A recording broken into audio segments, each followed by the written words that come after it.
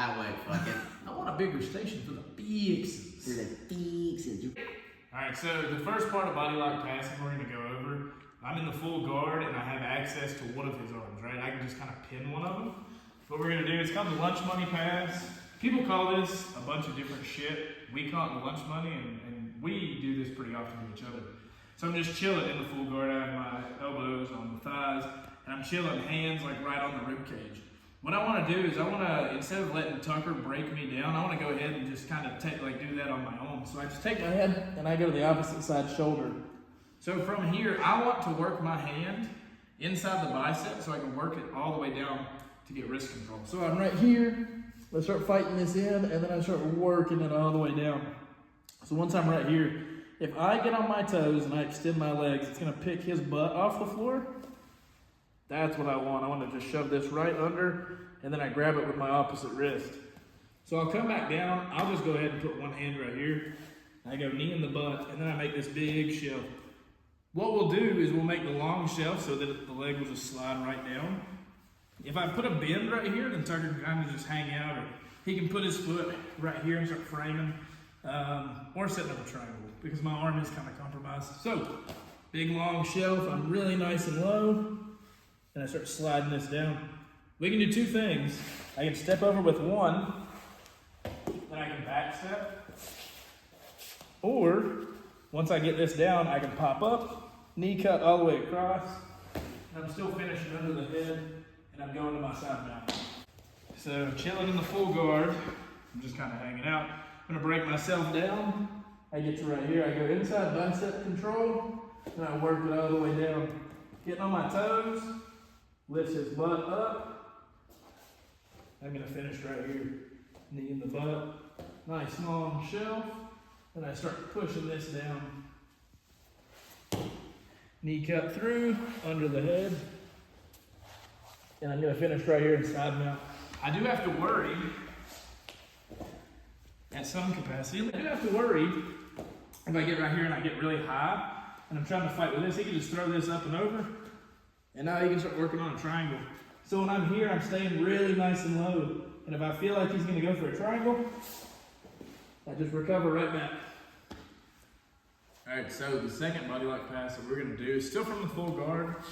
I wanna make a really quick note.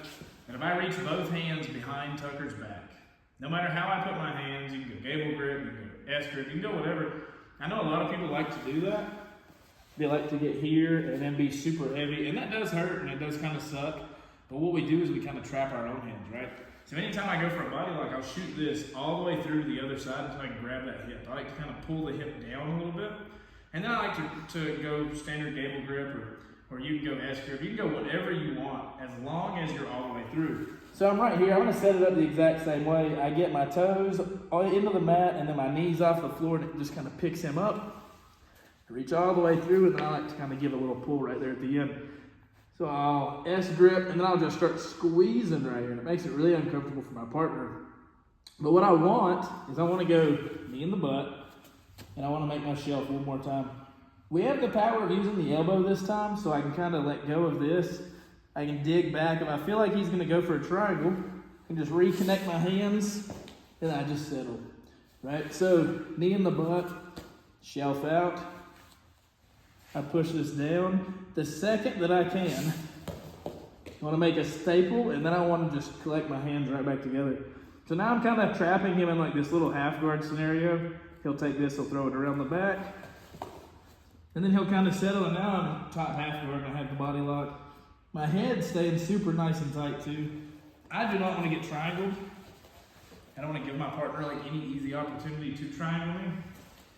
So I'm right here, reach through, grab and I pull.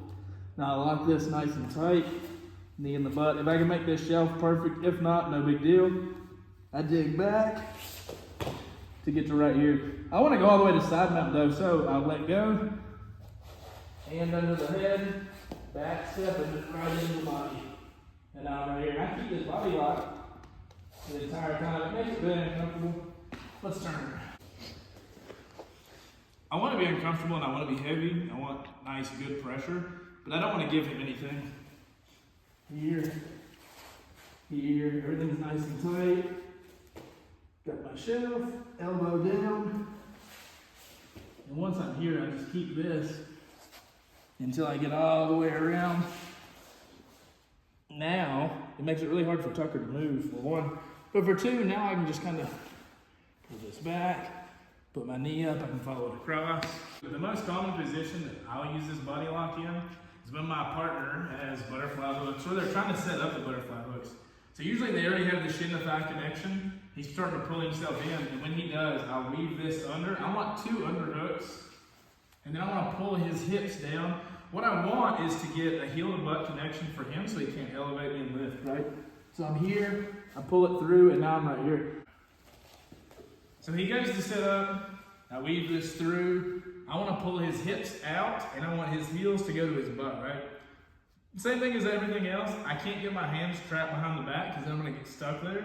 So I need my body lock to end up on the side. So I'm right here, I use my head, and then I crush everything to this side. So my hands are on this side, which means my head has to be on this side too. Now all I have to beat is this thigh. I'm going to high step it. I get on my toes, up to here, and I step and I sit immediately. Right here, on my toes, I'm up, pop and go, right? Everything is nice and tight, pop, push, and I'm right back here. He still has the one butterfly hook. He really cannot do anything with it. Then I can just beat this bicep grip, and I'm right out to here. The other way we're gonna beat it, the other way that we'll beat it, we'll go on this side now, is I can just use my elbow, right? Dig, push, get to here. He still has the one hook in, but he's not gonna be able to do anything with this. Over, back step, and I'm right back in. Can we turn, Tucker? Mm-hmm. I like this right here. Under the neck, under the back. I like this pressure. Turn this way for me. Let's set it back in. So my head's going the direction that my body's going, right? Once I beat this, if I'm gonna back step, I take my whole head across to the other side. You can go double body lock. You can keep the body lock on one. We can go under the head. I just want to be as uncomfortable as possible. He sits up. I've snuffed this out. I need to get over this. High step. I'm right here now. I just got to take my head all the way over. Back step, and I'm just chilling. This is a really good control position. It makes it really hard for him to do anything. Go ahead and try to move. Where I'm kind of glued to him, his only option really is to turn into me. Right, which gives me the mount. Or he can turn away from me. It gives me the back. So that little control position, where he's stuck in the side mount, and I still have the body lock. This right here is probably the safest position that I could be in. Head glued to the chest. Whatever he does, whatever he decides to do, I just stick along for the ride. So we can apply the body lock pretty much anywhere. I remember like growing up wrestling, like you could do it standing, you get those lazy fucking takedowns. One of the more common ones is I'm in half guard. Tucker has his knee shield in, and what he's gonna do is he's gonna try to sit up into the dogfight position. So whenever he does this, he posts on this elbow, and he tries to get this arm engaged, right? He either tries to go around like this, or he tries to go through the armpit. However he does it, I'm gonna go ahead and just make my body lock, and I'm gonna glue my head to his chest. It's right here. The very first time I ever heard this, it was called the Dagistani hand job. Now they call it the Dagistani handcuff, but I'm right here. I want this. Pull, I grab, now I break Tucker back down. Same rule applies with anything, right? Because I have this under the head, and then I back step out, and now I'm right here. And we set that up from like half guard knee shield that time. So we're here, he does everything right, he just follows his knee with his hand, he comes up. I just wanna lace this up, I wanna pull this nice and tight. The body lock isn't like you don't have to be a big dude to do this. Like I do this to everybody, right? But you have to be able to grab and squeeze. So he gets here, I grab, I squeeze, now I gotta pin this right here. keeping my head nice and low. Kind of like with wrestling, right? The head is the steering wheel of the car. Anywhere my head goes, my body kind of follows. So now I'm right here. I've got this pinned. I go through the neck. I want to back step out and then drive him back over. And now I'm kind of in this hybrid body lock scenario where one arm's body locked, the other one's under the neck. And now I'm super heavy. Let's turn it to this side.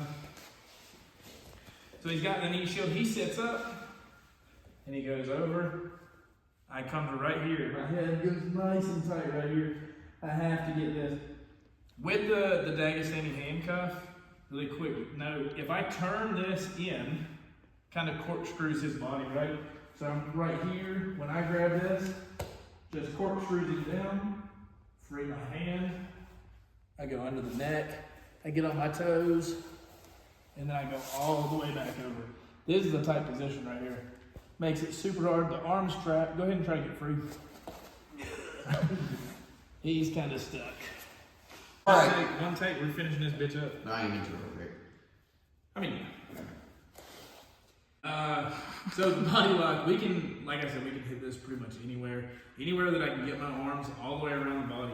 Whether I trap an arm or not, if I can capture my arms and start squeezing, you don't have to be a big guy to do this. You don't even really have to be a small, or a, god damn. Fuck! So, all in all, the body lock will work anywhere that I can connect my hands. If I trap an arm in and I squeeze the arm in there, it's perfectly fine. I'll use this if I don't want to shift positions too much, right? So let's say that my partner is trying to sweep me, they're trying to set something up. If I can lock my hands up around the body and just start squeezing, kind of slows the pace down a little bit, kind of holds the position. If you find yourself in position to body lock, have at her. Like I said, I competed twice this year with my old body, and I body locked in both matches. All the guys at the gym are doing it. All the cool guys are doing it. It is gay. We love it. We love it because it's gay. That is right, yeah. So that's pretty much all I've got. The world doesn't revolve around us. At some point in your jiu-jitsu journey, somebody will tell you about TRT. Take their advice because it makes body locks a lot easier. Do it. Do steroids. And that's it. Smoke cigarettes, don't sports bet, do steroids, Drink beer. eat acai, Yes. and do jiu-jitsu. Fuck bitches, get money. Gang gang. Alright. Fuck, I'm done.